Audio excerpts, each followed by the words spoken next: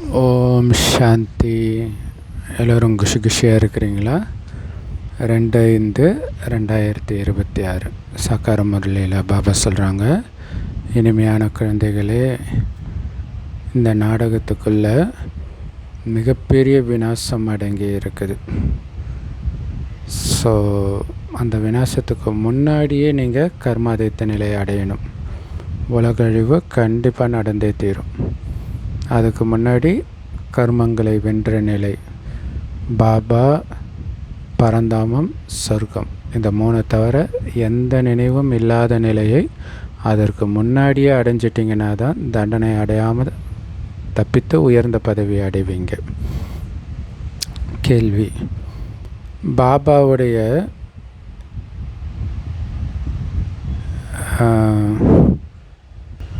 எந்த வார்த்தை நீங்கள் பாபா கிட்ட வந்து நேரடியாக கேட்கும்போது உங்களை ரொம்ப ஈர்க்குது? பதில்: பாபா, நீங்கள் என்னுடைய குழந்தைங்க அப்படின்னு நேரடியாக சொல்லும் பொழுது, இல்லையா, மதுபனில் இருந்து கேட்கும் பொழுது, நம்ம இங்கே என்ன தான் படித்தாலும் நேரடியாக அவர் சொல்லும்போது அந்த போதை தனி இல்லையா? ஸோ அந்த வார்த்தையின் ஈர்ப்பு வந்து குழந்தைங்களுக்கு ரொம்ப ஏற்படுது, குறிப்பாக நேரடியாக கேட்கும்பொழுது. மதுபன் அதை உணர்ந்து கேட்கணும், அது முக்கியம். இல்லாட்டினா அங்கே இருந்தாலும் ஜட மாதிரி தான் இருப்பாங்க. ஸோ உணர்ந்து கேட்டால் இங்கே இருந்தாலும் அந்த போதை இருக்கும், நேரில் இருக்கும்போது அதிகமாக இருக்கும். ஸோ மதுபன் எல்லோரையும் கவருது, ஏன்னா அங்கே ஈஸ்வரிய குடும்பம் இருக்குது, பிராமணர்களின் கூட்டம் இருக்குது. ஸோ பிராமணர்கள் தங்களுக்குள்ள ஞானத்தை மட்டுமே பரிமாறிக்கிறாங்க, இல்லை எந்த வீண் விஷயமும் பேசாத ஒரு இடம்னா அது எவ்வளோ சந்தோஷமாக இருக்கும். ஏன்னா குடும்பத்தோட பாபா குழந்தை ஆகிறது வந்து ரொம்ப ரேர்.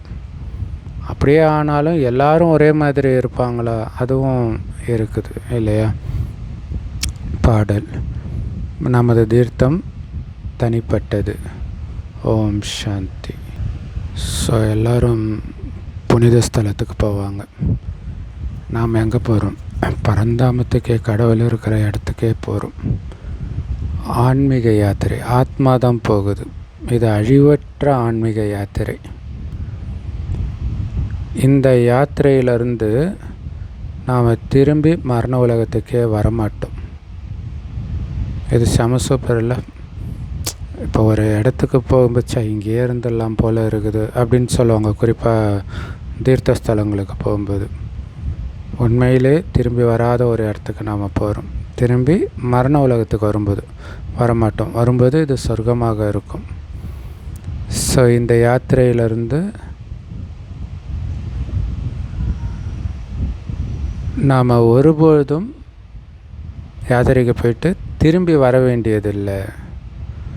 அந்த மாதிரி யாத்திரையும் ஒன்று இருக்கும் தானே அப்படின்னு மனிதர்களுக்கு தெரியவே இல்லை. அப்படி தெரிஞ்சாலும் போகிறதுக்கு எல்லோரும் தயாராக இருக்க மாட்டாங்க. அது ஒன்று இருக்குது இல்லையா? ஐயோ, இவங்களெல்லாம் பார்க்கவே முடியாதா? இது ஒரு மரணம் மாதிரி தானே. அதனால தானே மர்ஜீவா வாழ்க்கைன்றார். அதிர்ஷ்ட நட்சத்திரங்களாகிய உங்களுக்கு மட்டும்தான் இப்போ தெரியுது. அதனால் இதை உறுதியாக நினைவு பண்ணிக்கிட்டே இருக்கணும். ஆத்மா நாம் இல்லையா? உடம்பு கிடையாது. இப்போ ஆத்மாவில் இருக்கிற பாகத்தை அது நடிக்குது. இந்த உடம்பில் இருக்கிற வரைக்கும் இந்த உடம்புல இருந்து அதை நடிக்கும். அதாவது இந்த உடம்பில் நடிக்க வேண்டிய பாகம் இருக்கிற வரைக்கும் இங்கே நடிக்கும். அப்புறம் இதை விட்டுட்டு வேறு உடல் எடுத்து நடிக்கும். ஸோ இதில் கவலைப்படுறதுக்கான விஷயம் கிடையாது, ஆத்மான்ற உணர்வில் இருந்தால். ஸோ அந்த எல்லைக்குட்பட்ட நாடகங்களில் யாரும் ஆத்மாவாகிய நான் இந்த ஆடை அணிஞ்சு பாகத்தை நடித்தேன், இப்போ வீட்டுக்கு போகிறேன் அப்படின்னு சொல்ல மாட்டாங்க. ஏன்னா அவங்க தங்களை சரீரம்னு தான் நினைக்கிறாங்க, ஆத்மான்னு நினைக்க மாட்டாங்க. நாம் மட்டும்தான் ஆத்மானா இந்த உடம்புன்ற ட்ரெஸ்ஸை போட்டு நடிக்கிறேன், இப்போ வீட்டுக்கு போக போகிறேன் அப்படின்னு சொல்கிறோம். ஸோ நாம் ஆத்மா இந்த உடம்புன்ற ட்ரெஸ்ஸை விட்டுட்டு பிறகு இன்னொரு ட்ரெஸ் எடுப்போன்ற ஞானம் குழந்தைகளாகி உங்களுக்கு தான் இருக்குது. ஸோ இது 84 பிறவிகளின் பழைய ட்ரெஸ்ஸு இல்லை 84 பிறவியாக ஒரே ட்ரெஸ்ஸை போட்டால் எப்படி இருக்கும்? இதே உடம்பு 84 பிறவி வச்சில்ல, ஆனால் அந்த 84 பிறவி, அதாவது 5000 வருஷமாக இந்த உடம்பு வந்து எதுலேருந்து வருது? பஞ்ச தத்துவத்துலேருந்து. அந்த பஞ்ச தத்துவம் 5000 வருஷம் பழசாயிடுச்சுல்ல, அப்போ அதிலிருந்து உருவாக்கக்கூடிய உடம்பும் அதே மாதிரி பழையது தான். அதுதான் பழைய ஆடை அப்படின்னு சொல்கிறாரு. ஸோ இதை விட்டுட்டு புது உலகத்துக்கு போய் புது உடம்பை எடுக்க போகிறோம்.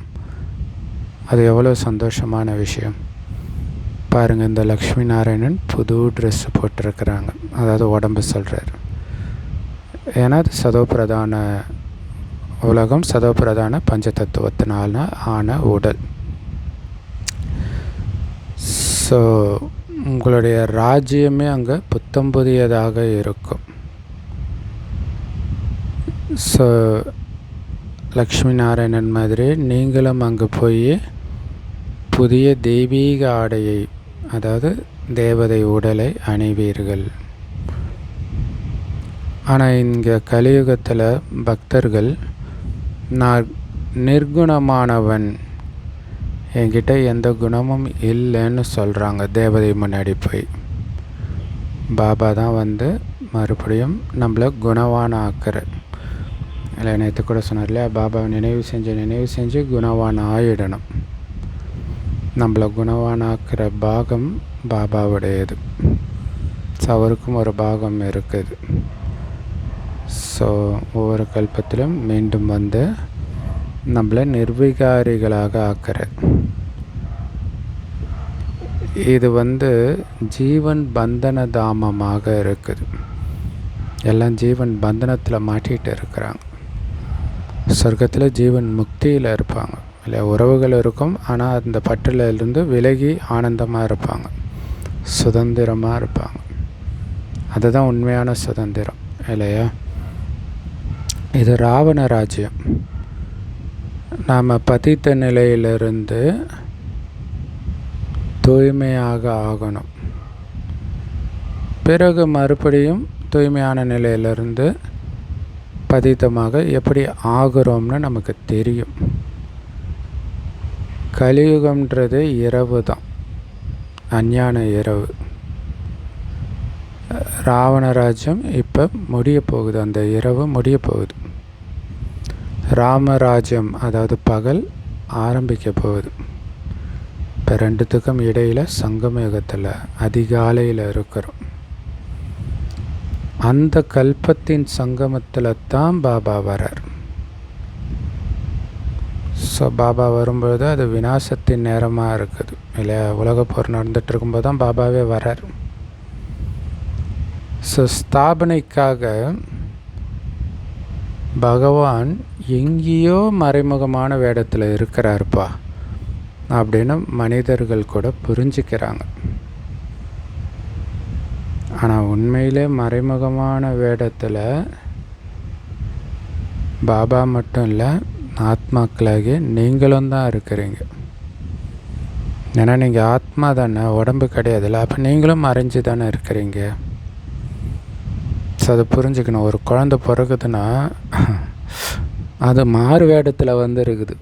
நீங்கள் இதுக்கு முன்னாடி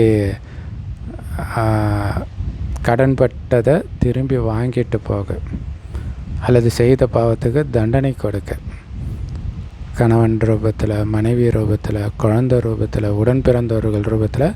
ஸோ இதெல்லாம் மாறு வேடத்தில் வருது ஆத்மா.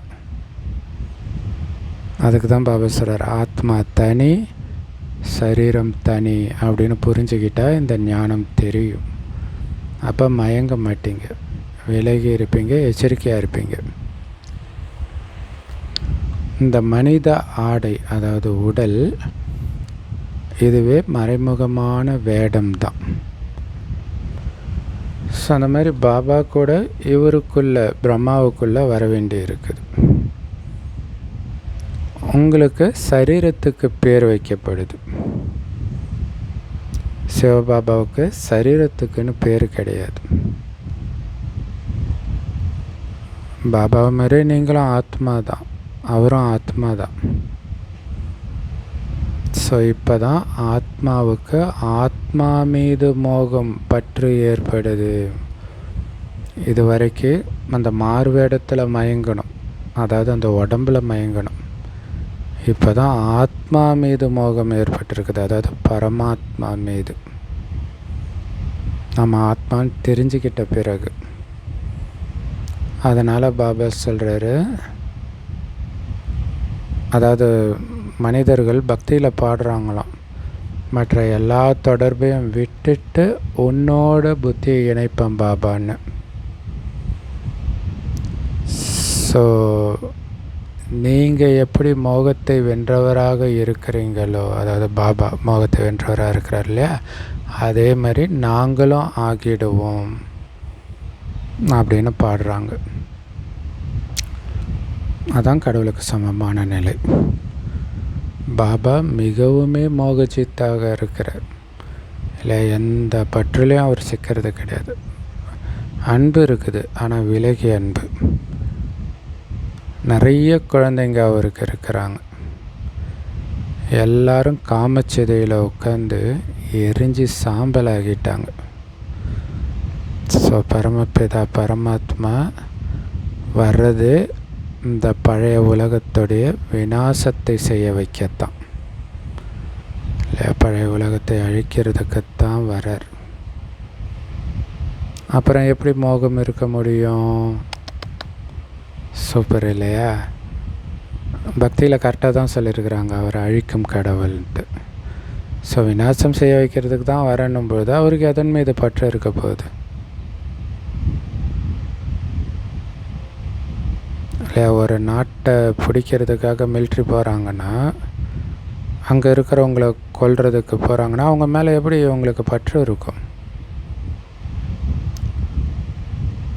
ஸோ அதனால தான் ஆத்மானு புரிஞ்சுக்கோங்கன்றார்.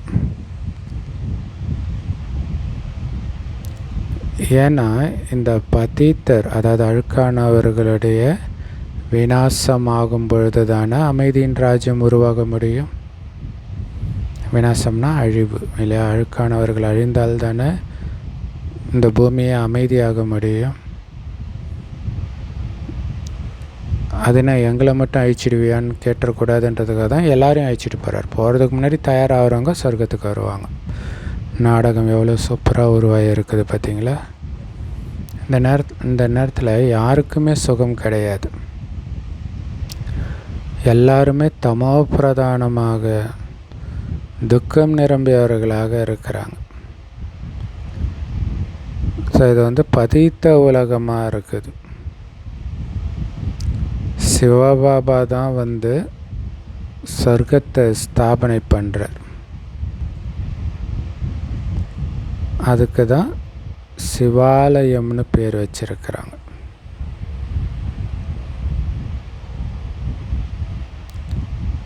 ஸோ ஒரு முஸ்லீம் சகோதரர் கமெண்ட் போட்டிருந்தார் ஜென்ரல் வீடியோவில், எவ்வளோ நல்ல இடம் இருக்குது, அதை விட்டுட்டு 5 விகாரங்களில் மூழ்கி கிடக்கிற இந்த இந்தியாவை தான் சொர்க்கமாக்குறார் உங்கள் கடவுள் அப்படின்னு நக்கலாக கேட்டிருந்தார். ஆமாம், அதான் பாபா சொல்கிறார், இது கீழான நிலை தான் அடைஞ்சிருக்கு. கீழான நிலை அடைஞ்சதை தானே மேலானதாக ஆக்கணும். பிச்சைக்காரர்களுக்கு தானே தர்மம் பண்ணுவாங்க அப்படின்னு பாபா சொல்கிறார். ஸோ அழுக்காக இருக்கக்கூடிய இந்த உலகத்தை, குறிப்பாக பாரதத்தை சொர்க்கமாக மாற்றுறார். அதைத்தான் சிவாலயம்னு சொல்கிறோம். சிவபாபா தேவதைகளுடைய ராஜ்யத்தை ஸ்தாபனை பண்ணார், மீண்டும் பண்ணிட்டு இருக்கிறார். ஸோ அந்த சொர்க்கத்தை தான் உயிரோட்டமான சிவாலயம்னு சொல்கிறோம். மற்றபடி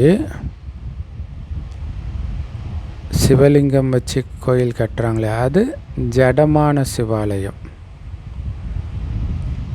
லக்ஷ்மி நாராயணன் தான் அந்த உண்மையான சொர்க்கத்தின் அதிபதியாக இருந்தாங்க,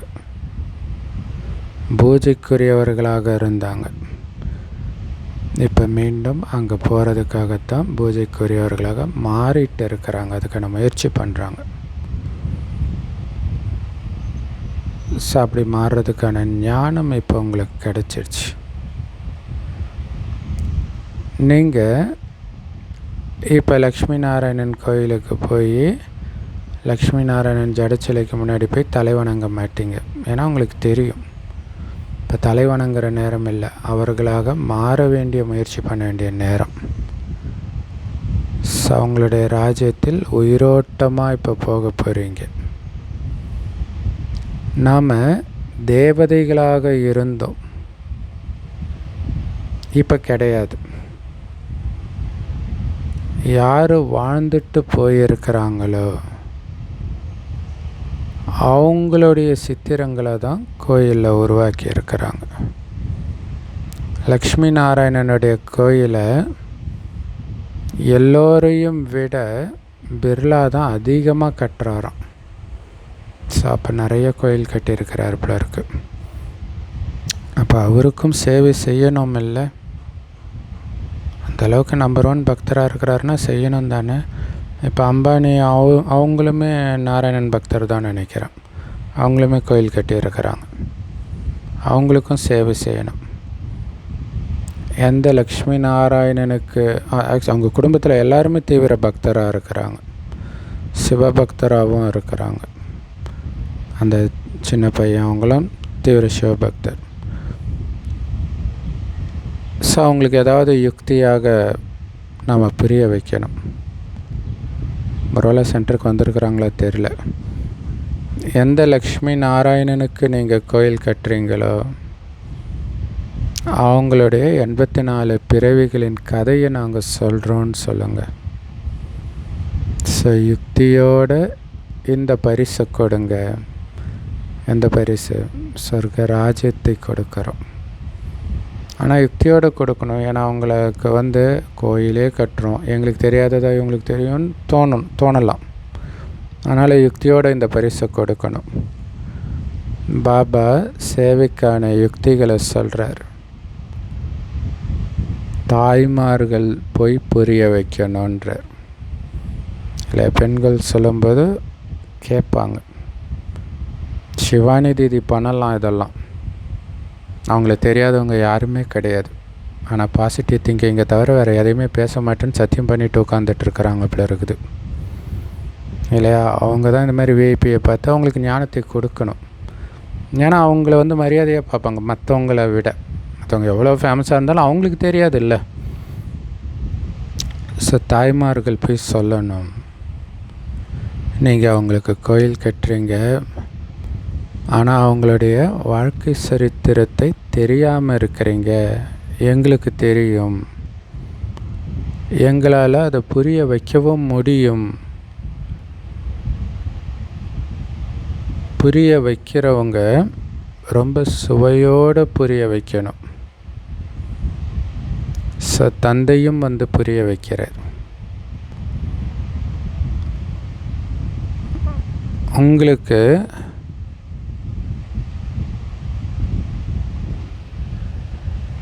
ஸோ சில குழந்தைங்களுக்கு சென்டருக்கு போகிறதுக்கோ மதுவனுக்கு போகிறதுக்கோ அனுமதி இருக்காது, வீட்டில் பந்தனம் இருக்கும். சரி, வீட்டிலே உட்காந்து நினைவு பண்ணுங்கன்னு பாபா சொல்கிறார். ஏன்னா நம்ம சிவபாபாவுடைய குழந்தைன்னு தெரிஞ்சுக்கிட்டீங்கல்ல, உங்களுக்கு முரளியும் கிடைச்சிடுது இல்லை. இப்போ இன்டர்நெட்லேயே வருது, நிறைய சகோதரிகள் அந்த மாதிரி அவ்வளோ பந்தனத்தில் வீட்டில் இருந்துக்கிட்டே முரளி கேட்குறாங்க. இன்டர்நெட்டில் வருது, நிறையா இருக்குது. ஸோ இங்கே மதுபன் வந்தால் தான் அல்லது சென்டர் வந்தால் தான் நினைவு சூப்பராக இருக்கும், வீட்டில் உட்காந்தா நினைவு யாத்திரை குறைஞ்சிடும்ன்றதெல்லாம் கிடையாது இல்லை. மேகங்கள் வருவதே புத்துணர்வு அடைவதற்காக இல்லை, ஃப்ரெஷ்ஷாகிறோம் அங்கே போய், அவ்வளவுதான். வருஷத்துக்கு ஒரு தடவை மதுபன் போகிறோம். ஸோ வீட்டில் நல்லா யோகா பண்ணிங்கன்னா நீங்கள் மதுபனுக்கு போகும்பொழுது உங்களுக்கு பெரிய டிஃப்ரென்ஸ் தெரியாது. உங்கள் வீட்டில் இருக்கக்கூடிய வைப்ரேஷன் மதுபனிலே இல்லாத மாதிரி உங்களுக்கு ஃபீல் ஆகுதுன்னா வீட்டில் நல்ல யோகா பண்ணுறீங்கன்னு அர்த்தம். ஸோ அந்த மாதிரியும் ஆகும். சென்டர் வைப்ரேஷனை விட வீட்டில் சூப்பராக இருக்குது அப்படின்னா வீட்டில் எந்த நேரமும் நல்ல யோகத்தில் இருக்கிறீங்க அப்படின்னு அர்த்தம். ஸோ அப்படி வீட்டில் யோகத்தில் இல்லாதவங்களுக்கு அங்கே மற்றவர்கள் யோகத்தில் இருக்கிறது வந்து யூஸ்ஃபுல்லாக இருக்கும். ஸோ அப்போ நாம் சென்டருக்கு போகிறது, மதுபனுக்கு போகிறது மற்றவர்களுக்கு சக்தி கொடுப்போம். நம்ம மூலமாக அவங்களுக்கு வைப்ரேஷன் போகும். ஸோ பாபா கிட்ட நேரடியாக போகலாம் இல்லை, நம்ம அப்பா இல்லையா, ஸோ அதனால் நேரடியாக பார்க்கணும் அப்படின்ட்டு ஆசாசியாக போகிறோம். ஆத்மாவுக்கு ஞானம் இருக்குது, இருந்தாலும் பாபா கிட்டேருந்து நேரடியாக கேட்கும்பொழுது நமக்கு ரொம்ப நல்லா இருக்குது. ஆனால் விஷயம் அதுதான் இல்லை, நீங்கள் சென்டரில் கேட்டாலும் வீட்டில் கேட்டாலும் நேரில் கேட்டாலும் ஒரே விஷயந்தான். ஆனால் சிவபாபா எப்படி உட்காந்து குழந்தைங்களுக்கு புரிய வைக்கிறாருன்றதை நேரடியாக பார்க்குறீங்க. ஸோ அது கண்கொள்ளா காட்சி இல்லையா, கடவுளே புரிய வைக்கிறாருன்றது குழந்தைகளே. ஆனால் இப்போ அதுவுமே இன்டர்நெட்டில் வந்துடுச்சு இல்லையா, யூடியூப்லேயே பார்க்கலாம். குழந்தைகளே, நீங்கள் என்னுடையவராவீங்க. நீங்கள் 84 பிறவி பாகத்தை நடிச்சிருக்கிறீங்க. ஜனன மரணத்தில் வரீங்க. நான் வர்றது கிடையாது, மறுஜென்மம் எடுக்கிறது கிடையாது. ஸோ அதுக்காக நான் அஜன்மா பிறப்பற்றவன்றதும் கிடையாது. பிறக்கிறார், ஒரே முறை வரார். ஆனால் தாயின் கர்ப்பத்தில் வர்றது கிடையாது. ஒரு வயோதிக உடலில் டைரெக்டாக பிரவேசம் செய்கிறேன். நீங்கள் தாயின் கர்ப்பத்தில் சின்ன குழந்தையுடைய உடம்புல பிரவேசம் செஞ்சு உங்களுக்குன்னு தனி உடலை எடுக்கிறீங்க. ஆனால் பாபா அப்படி பண்ணுறது கிடையாது.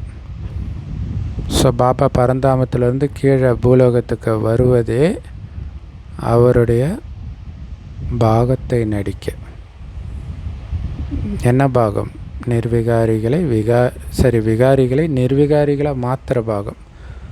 அப்படி பண்ணுறவர் விகாரியின் கர்ப்பத்தில் எப்படி வருவார்?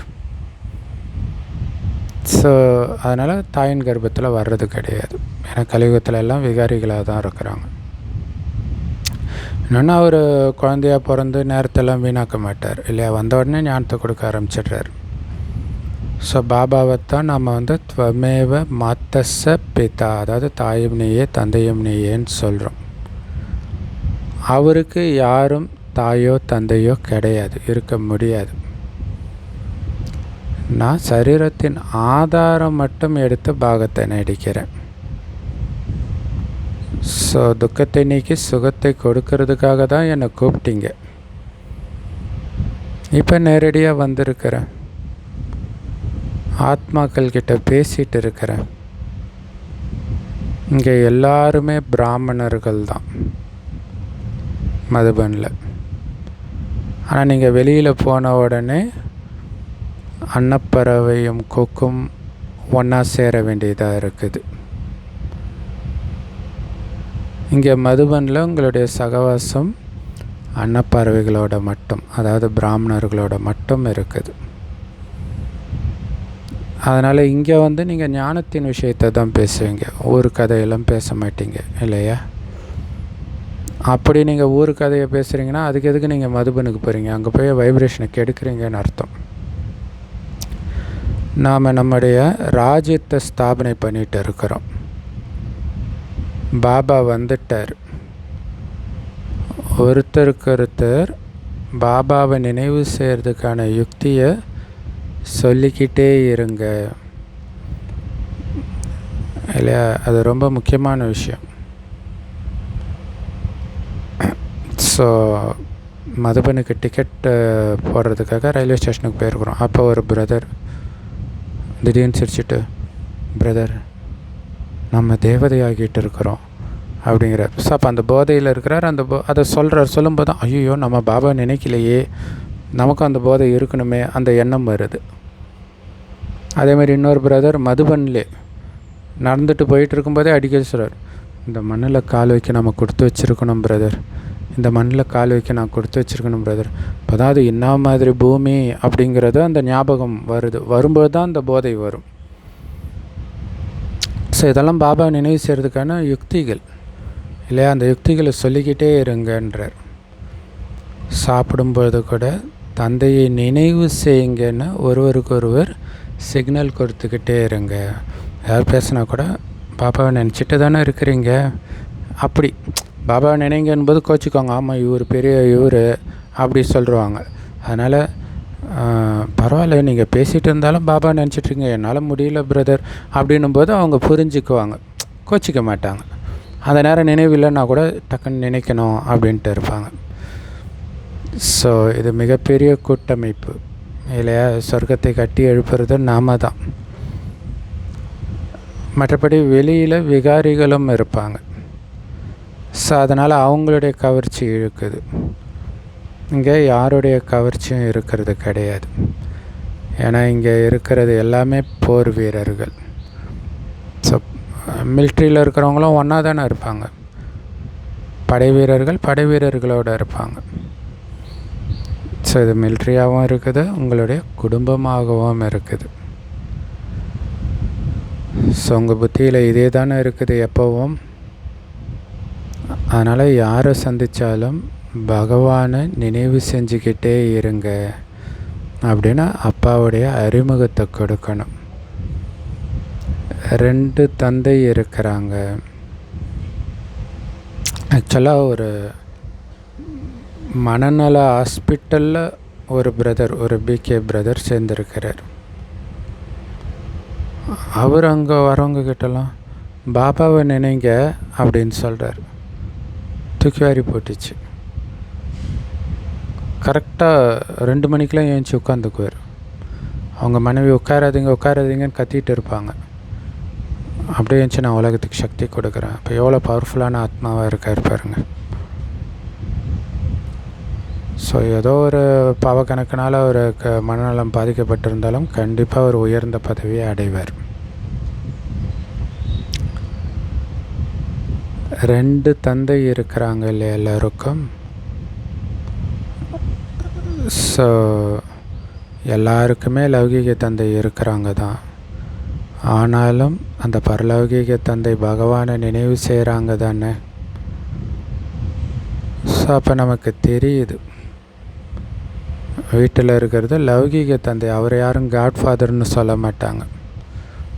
இங்கே பரலோக தந்தை இருக்கிறார். அந்த பரலோக தந்தை தான் காட்ஃபாதர். அவர்கிட்ட இருந்து தான் ஆஸ்தி அடையிறோம். இந்த மாதிரி பூம் பூம் பூம் பூம்னு ஊதிக்கிட்டே இருங்க. ஸோ பூம் பூம்னு பாபா குலவின்னு சொல்லி மற்ற பூச்சியெல்லாம் குலவீனமாக ஆக்குதுன்னுவார். நாங்கள் சின்ன வயசில் இருக்கும்போது பூம்பு மாடுன்னு ஒன்று எடுத்துகிட்டு வருவாங்க. அதுக்கு ஒரு துணியை போட்டு அலங்காரமாக இருக்கும். பட் அது வரும்போது குழந்தைங்க எல்லாம் பயப்படுவோம், ஓடி போய் ஒளிஞ்சுக்குவோம் அந்த மாட்டை பார்த்தாலே. ஸோ அந்த மாட்டை எடுத்துகிட்டு வந்து அவங்க இது மாதிரி ஊதுவாங்க. ஒரு மாதிரி பூம் பூம் பூம்புன்ற சொல்கிற மாதிரி அது ஒரு மேலே மாதிரி இருக்கும். அது வித்தியாசமாக சவுண்டு கொடுக்கும் இல்லையா? ஸோ அப்படி அந்த மாடுன்றது நம்ம உடம்பு தான். இந்த உடம்பு மூலமாக நாம் இந்த ஞானத்தை ஊதுறதுடைய நினைவாக அந்த பழக்கம் போன ஜென்ரேஷன் வரைக்கும் இருந்துச்சு. இப்பயும் இருக்கும்னு நினைக்கிறேன் எங்கேயாச்சும். நீங்கள் பிராமணர்கள் இல்லையா, சன்னியாசிகள் கூட போம் போம்னு அவங்களுடைய ஞானத்தை ஊதுறாங்க இல்லையா? கரெக்டு தானே? எல்லா மதத்தினரும் அவங்கவுங்களுடைய ஞானத்தை சொல்லிட்டு தானே இருக்கிறாங்க. இந்த உலகத்துடைய சுகலாம் காக்கை எச்சத்துக்கு சமம்பான்னு சொல்கிறாங்க. ஆனால் இப்போ எல்லாம் மாறிட்டாங்க. இப்போ எல்லாம் சம்பாதிக்கிறது எப்படின்னு சொல்லி கொடுக்குறாங்க சன்னியாசிகள். பிஸ்னஸ் பண்ணுற ஆரம்பிச்சிட்டாங்க. ஸோ இங்கே எவ்வளோ துக்கம் இருக்குது. அவங்களும் ஹடயோகிகள், துறவர மார்க்கத்தினர். அவங்க தர்மமே தனி. நாம் இல்லறவாசிகள். சத்தியுகத்தில் நாம் எவ்வளவு சுகமாக தூய்மையாக இருந்தோம் அப்படின்னு தெரிஞ்சிருக்கிறோம். இந்த பாரதமே தூய்மையான இல்லற மார்க்கத்தினருடையதாக இருந்தது. தேவி தேவதைகளுடைய ராஜ்யம் இருந்தது. யார் தூய்மையாக இருந்தாங்களோ அவங்களே இப்போ அழுக்காகிட்டாங்க. ஹே பதித்த பாவனரே வாங்கன்னு அவரை கூப்பிட்டுட்டு இருக்கிறாங்க.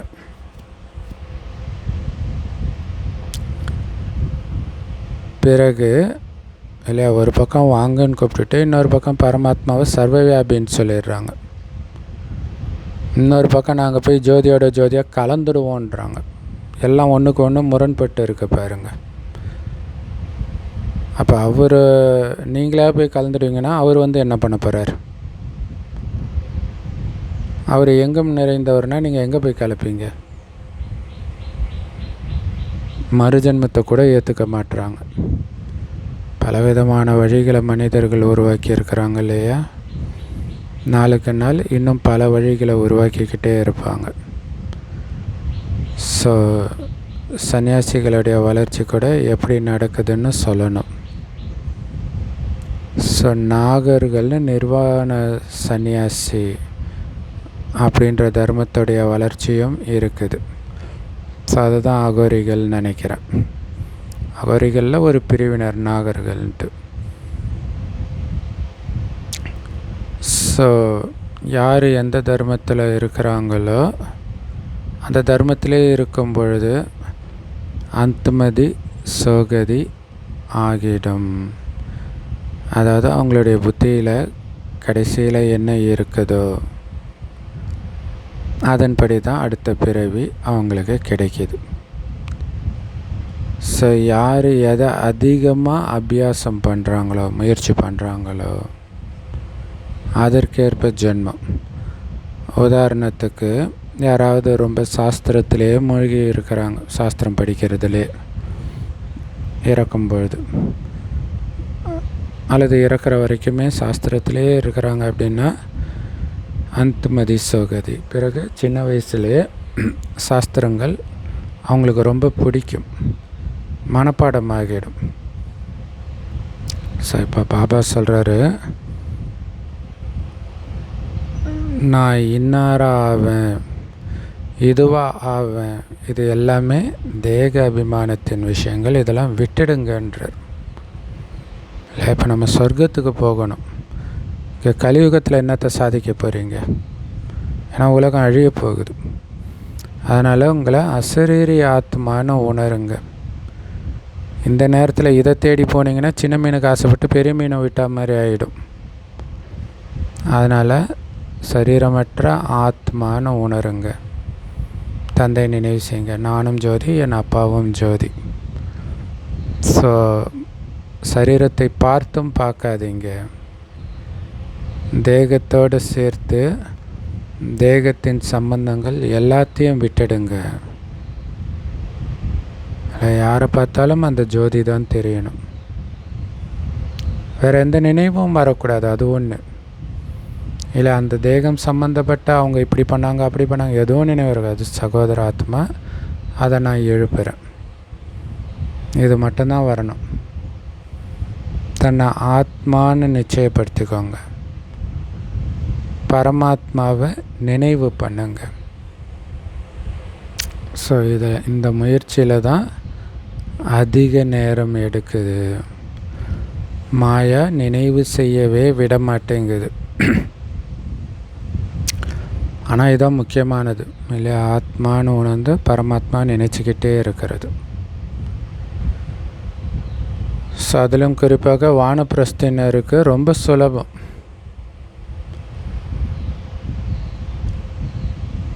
ஆனாலும் அவர்களும் நினைக்க முடியாமல் மாயா தடுக்குது. ஸோ இப்போ சின்ன குழந்தை வானப்பிரஸ்தின்ட்டு 60 வயசுக்கு மேற்பட்டவர்களை சொல்லுவாங்க. ஆனால் பாபா சொல்கிறார், இப்போ சின்ன குழந்தையாக இருந்தாலும் பெரியவங்களாக இருந்தாலும் நீங்கள் எல்லோருமே வானப்பிரஸ்திகள் தான். ஆத்மாவுடைய கடைசி ஸ்டேஜ் தானே, ஆத்மாவுடைய வயோதிக நிலை தானே. இன்னும் ஒரு பக்கம் உலகழிவும் நடந்துகிட்டு இருக்கும், இன்னொரு பக்கம் ஜென்மமும் எடுத்துக்கிட்டே இருப்பாங்க. ஸோ மறுஜன்மம் எடுக்க வேண்டி இருந்துச்சுன்னா வந்துடுவாங்க. இல்லை ஒரு பக்கம் அழிவு நடக்கும், ஒரு பக்கம் குழந்தை பிறந்துட்டு இருக்கும். எல்லா இடத்துலையும் அப்படி தானே நடக்குது. இல்லை இப்போ ஈரானில், பாலஸ்தீனில் இங்கெல்லாம் குழந்தை பெற்றுக்காமல இருக்கிறாங்க. ஸோ பிறகு விநாசமும் ஆகிடும். ஸோ இதெல்லாம் நீங்கள் தான் தெரிஞ்சுக்கிறீங்க. ஒரு சிலர் அந்த உலகம் அழியும்போது கர்ப்பத்தில் இருப்பாங்க, ஒரு சிலர் வேறு எங்கேயாவது இருப்பாங்க. ஆனால் எல்லாருமே இறந்துடுவாங்க. எல்லாருமே அவங்கவுங்க கணக்கு முடிச்சுட்டு திரும்பி போயிடுவாங்க. கணக்கு வழக்கு மீதி இருந்துச்சுன்னா அதிக தண்டனை வாங்க வேண்டி இருக்கும். அதனால தான் கணக்கெல்லாம் முடிக்க சொல்கிறார். ஸோ யோகத்திலேருந்து முடித்து லேசாகணும். அப்படி இல்லைன்னா தண்டனை அடைஞ்சு லேசாவாங்க. அதாவது அந்த பாவம் லேசாகிடும். ஸோ அதனால் யோகத்திலே இருக்கணுமே தவிர யோகத்தில் இருந்துக்கிட்டு பாவமும் செஞ்சுக்கிட்டு இருக்கக்கூடாது. ஒரு சில குழந்தைங்க சார்ட்டும் எழுதுகிறாங்க, பிறகு மாயை முகத்தை கருப்பாக்கிடுச்சின்னும் சொல்கிறாங்க. இப்போ சார்ட் எழுதுறது முயற்சி பண்ணுறத தான் எழுதுகிறோம். அப்புறம் எப்படி மாயை கருப்பாக்கும் முகத்தை? எப்படி காமத்தில் போய் விழுந்தீங்க? ஸோ அப்படி மாயை தோற்கடிச்சிடுச்சின்னா அவங்க பக்குவமற்றவர்கள்னு பாபா சொல்கிறார். ஸோ அதனால் பாபா சொல்கிறாரு, உங்களுக்கு நீங்களே எச்சரிக்கை கொடுங்க. நாம் இன்னும் கொஞ்ச நாளைக்கு தான் இங்கே இருக்க போகிறோம், பிறகு இங்கேருந்து போயிடுவோம். ஸோ அப்போ காமத்தில் விழுந்தீங்கன்னா எவ்வளோ பெரிய நஷ்டம். அந்த நேரம் உயிர் பிரிஞ்சதுன்னா எவ்வளோ பெரிய தண்டனை ஆகிடும். எவ்வளோ பச்சாதாபப்பட்டு துடிக்கும் ஆத்மா, இல்லையா? இந்த நேரம் உலகம் அழியும்னு நினைக்கலையே அப்படின்னா திடீர்னு தானே நடக்குது. உலக அழிவாக இருக்கட்டும், சுனாமியாக இருக்கட்டும், குண்டு போடுறதா இருக்கட்டும், எந்த காரணமும் இல்லாமல் இறக்குறதா இருக்கட்டும். நிறைய பேர் காமத்திலே இறக்குறாங்க.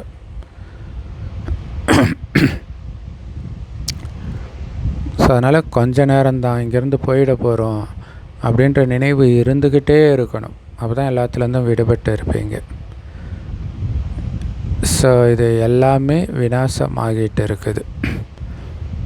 ஸோ என்னை நினைவு செஞ்சிங்கன்னா விகர்மங்கள்லாம் விநாசம் ஆகிடும், அதாவது பாவகர்மங்கள்லாம் அழிஞ்சிடும் அப்படின்னு பாபா சொல்கிறார். ஸோ அதனால் உங்கள் சார்ட்டை பார்த்துக்கிட்டே இருங்க. இல்லை இப்போ பிஸ்னஸ்மேன் லாப நஷ்ட கணக்கு பார்த்துக்கிட்டே இருப்பார்ல, அது மாதிரி உங்கள் சார்ட்டை பார்த்து. இது மிகப்பெரிய வியாபாரம். 1 மணி நேரத்துக்கு ஒரு தடவை இன்னும் ஐயோ 1 மணி நேரத்தில் நினைக்கவே இல்லையா, அடுத்த 1 மணி நேரத்தில் அது சரி பண்ணணும், நிரந்தர நினைவில் இருக்கணும். அது சார்ட் கையிலே இருக்கணும் எப்போவுமே. நாம் எத்தனை பேருக்கு வழி சொல்கிறோம், அவங்கள முயற்சி செய்ய வைக்கிறோம் அப்படிங்கிறதும் சார்ட்டில் எழுதணும். ஸோ உடலாலேயும் மனதாலேயும் பொருளாலேயும் இந்த ஆன்மீக சேவைக்கு உதவியாளர் ஆகணும். ஸோ மனதை எந்த எண்ணமும் இல்லாமல் ஆக்க முடியாது. ஏதோ ஒரு எண்ணம் இருந்துக்கிட்டு தான் இருக்கும், இல்லையா? அதுக்கு நான் அமைதியான ஆத்மா, தூய்மையான ஆத்மா, அன்பான ஆத்மா, இந்த மாதிரி எண்ணத்தை உருவாக்குங்க. ஆத்மாவுடைய உண்மையான குணமே அமைதி தான். ஆத்மாவாகிய நம்ம பரந்தாம வீட்டில் போய் அமைதியாக உட்காந்துக்குவோம். அங்கே போன பிறகு உலகத்துடைய எந்த சங்கல்பமும் வராது. ஸோ அதனால் இங்கே நான் எண்ணங்களற்று இருக்க போகிறேன்ட்டு கண்ணை மூடிட்டு உட்காந்துக்கிறது கிடையாது. அது மயக்க நிலை அல்லது உறக்க நிலைன்னு சொல்லலாம். அது ஜெடு கிருஷ்ணமூர்த்தி கூட சொல்லுவார், உட்காந்துக்கிட்டே பகல் கனவு காண்றது தான் தியானமா அப்படின்ட்டு. ஸோ அப்படி தூக்கத்தில் இருக்கும்போது கனவு காண்றது தான் அவங்க காட்சி, அப்படி அதை நினச்சிக்கிறாங்க, ஒரு சில காட்சி கிடைக்குதுன்ட்டு. ஸோ இந்த மாதிரி தவறாக நிறைய பேர் கற்றுக்கிறாங்க. ஸோ 10-15 நாள் கூட அந்த மயக்கம் அடைஞ்ச நிலையில் இருக்கிறாங்க ஹடயோகிகள். அது ஈஷா ஜக்கி வாசுதேவ் கூட சொல்லுவார், 7 நாள் நான் அப்படியே இருந்தேன், என்னாச்சுன்னே தெரியலன்ட்டு.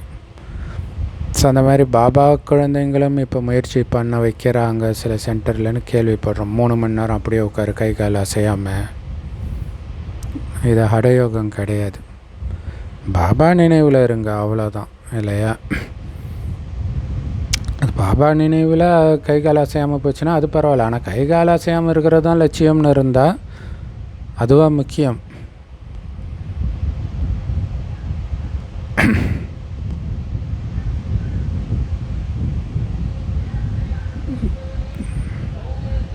ஆக்சுவலாக இப்போ கூட ஒரு சில இடங்களில் மண்ணுக்குள்ளே போய் பள்ளம் தோண்டி மேலே ஒரு தட்டை போட்டு மேலே மண்ணையும் போட்டு மூடிடுவாங்க. 2-3 நாள் அல்லது 1 வாரம் கூட சோறு தண்ணி இல்லாமல் உட்காந்து தியானம் பண்ணுவாங்க. பெண்கள் கூட அப்படி பண்ணுற பழக்கம் இருக்குது. ஸோ பிறகு விழித்து கொள்வோம் இவ்வளோ நாளுக்கு கழிச்சு அப்படின்ட்டு உட்காந்துடுறாங்க.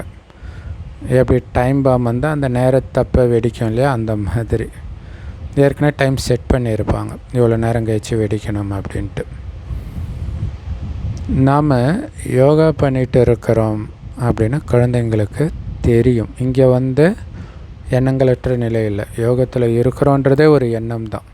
பாபாவை நினைக்கிறோன்றதே ஒரு எண்ணம் தான். இதை தவிர மற்ற குப்பை எண்ணம் தான் வரக்கூடாது. ஸோ அந்த தமோ பிரதான குப்பை நீங்கும் பொழுது தான் சதோ பிரதானமாக ஆவீங்க. அந்த குப்பையான எண்ணம் வர்றதெல்லாம் கொஞ்சம் கொஞ்சமாக குறைஞ்சி நின்றுடும். அப்போ தான் சதோ பிரதானம் ஆகும். அதான் கர்மாதித்த நிலை. பிறகு இந்த சரீரத்தை விட்டுடுவோம். இப்போ நாம் அந்த யோகத்தின் யாத்திரையில் இருக்கிறோம் இல்லை அப்படின்னு என்ன அர்த்தம்? ஆத்ம தூய்மையாக தூய்மையாக சொர்க்கத்தின் பக்கத்தில் போயிட்டு இருக்கிறோம். சத்தியுகத்தின் தொடக்கத்துக்கு போகிறோம். அதை தான் யாத்திரை, போயிட்டு இருக்கிறோம், பயணம் அப்படின்னு சொல்கிறோம். ஸோ இப்போ கொஞ்சம் நேரம் கிடச்சிருக்குது. எப்படியும் இந்த சரீரத்தை விட்டு தான் ஆகணும். பிறகு எல்லாமே முடிஞ்சு போயிடும். ஏன்னா எந்த நேரம் முடியணுன்றது ஏற்கனவே நிச்சயிக்கப்பட்டு இருக்குது. பிறகு கொசு கூட்டம் மாதிரி எல்லாரும் சரீரத்தை விடுவாங்க. ஒட்டுமொத்த உலகமும் விநாசமாகிடும். நீங்கள் கர்மாதீத்த நிலை அடைஞ்ச உடனே விநாசம் ஆரம்பமாயிடும் இல்லையா? ஸோ அதுக்குள்ளே கர்மாதீத்த நிலையை அடையணும். அதுதான் முக்கியம். எல்லாரும் கர்மாதீத்த நிலை அடைஞ்ச பிறகு தான் விநாசமாகாது. அந்த டைமுக்குள்ளே யார் கர்மாதீத்த நிலை அடையிறாங்களோ அந்த 108 மணி, அப்போ அந்த 108 மணியில் ஒருத்தராக நம்ம ஆயிடணும். அப்போ விநாசம் ஸ்டார்ட் ஆகிடும். அப்போ அதுக்குள்ளே கர்மாதீத்த நிலை அடையாதவங்க தான் பயங்கர தண்டனை அடைவாங்க. ஏன்னா அந்த உலக நினைவு, தேக உணர்வு அது துக்கத்தை கொடுக்கும். ஸோ விநாசத்தின் மிகப்பெரிய காட்சி நடக்கும். இது நாடகத்தில் மிகப்பெரிய அளவில் பொருந்தி இருக்குது. மிகப்பெரிய அளவில் நடக்குன்றார். ஸோ அந்த நேரத்தில் நம்முடைய மனநிலை ஒரே ரசனையுடன் கூடியதாக இருக்கணும். ஸோ அந்த நேரத்தில் குஷியில் எப்போவுமே முகமலர்ச்சியோடு இருப்பீங்கன்றார். அப்போ தான் உயிரோட்டமாக நீங்கள் தான் உங்களுடைய இஷ்ட தேவதைகள்னு பார்த்து உங்கள் முன்னாடியே பூஜையெல்லாம் பண்ணுவாங்க. உயிரோட்டமாகவே குஷியில் எப்போவுமே முகமலர்ச்சியோடு இருப்பீங்கன்றார்.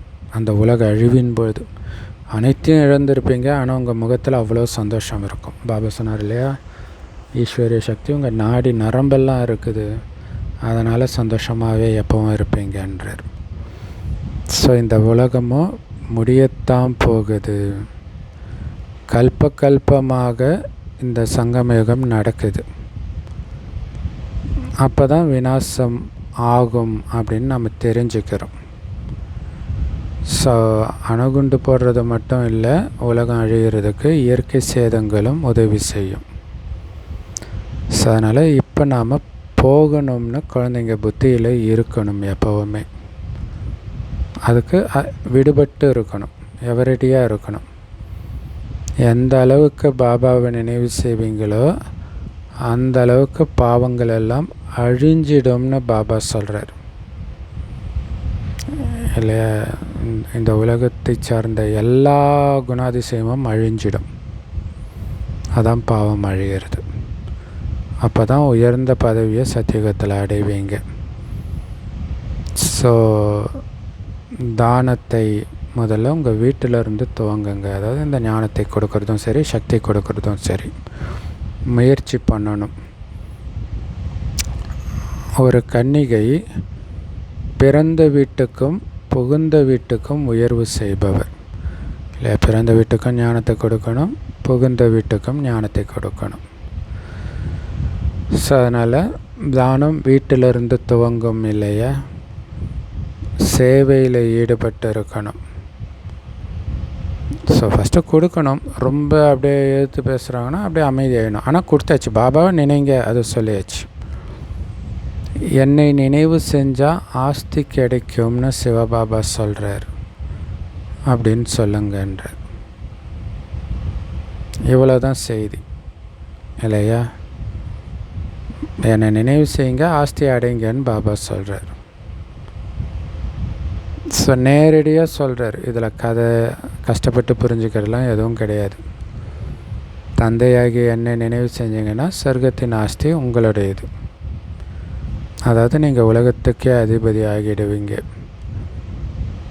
இப்போ அந்த ஆஸ்தியை அடையணும் முழுசா அப்படின்னா என்னை மட்டும் நினைவு செய்யுங்க. இந்த செய்தியை கொடுக்கறது தான் குழந்தைகளாகிய உங்களுடைய கடமை. ஸோ முந்தைய கல்பத்திலையும் இந்த செய்தியை கொடுத்தீங்க. விநாசம் எதிரிலே இருக்குதுன்னு சொல்லுங்கள் இல்லையா? அலட்சியப்படுத்தாதீங்க, உலகழிவு எதிரிலே இருக்குது அப்படின்னு சொல்லணும்.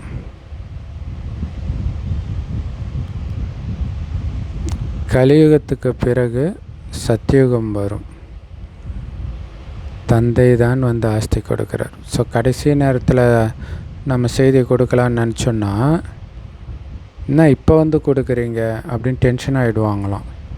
முன்னாடியே கொடுத்துருந்தா முயற்சி பண்ணுவோம்ல, அப்போ அதுவும் கம்ப்ளைண்ட், அதுவும் நமக்கு பாவ கணக்காகிடும். ஸோ அதனால் இப்போவே கொடுக்கணும். இன்டர்நெட்லாம் இருக்குது, உலகம் ஃபுல்லாக கொடுக்கலாம். மொழி தெரியாத நாட்டுக்கும் கொடுக்கலாம் இன்டர்நெட் மூலமாக, ஏஐ மூலமாக. கலியுகத்துக்கு பிறகு கண்டிப்பாக சத்தியுகம் வரும். தந்தை தான் வந்து அந்த சத்தியுக ஆஸ்தியை கொடுக்குறார். ராவணனும் நம்மளை நரகவாசியை ஆக்குறான், தந்தை வந்து சொர்க்கவாசியை ஆக்குறார். ஸோ இந்த முழு கதையும் பாரதத்துடையது. ஸோ அதனால் பாரதவாசிகளை நம்ம விழித்தெழச் செய்யணும். ஸோ முதல்ல சிவனுடைய கோயிலுக்கு போய் புரிய வைங்க. இந்த தந்தை புதிய படைப்பை படைப்பவர். என்னை நினைவு செஞ்சிங்கன்னா விகர்மங்கள் விநாசமாகும்னு சொல்கிறார். ஸோ இப்போ இந்த நிராகார பாபா வந்திருக்கிறார். பிரம்மா மூலமாக சொர்க்கத்தின் ஸ்தாபனை செஞ்சிட்டு இருக்கிறார். ஸோ அதனால் நாம் இப்போ அந்த அப்பாவையும் அவர் கொடுக்குற ஆஸ்தியை மட்டும் நினைவு பண்ணணும். நம்மளோட 84 பிறவி முடிஞ்சிடுச்சு.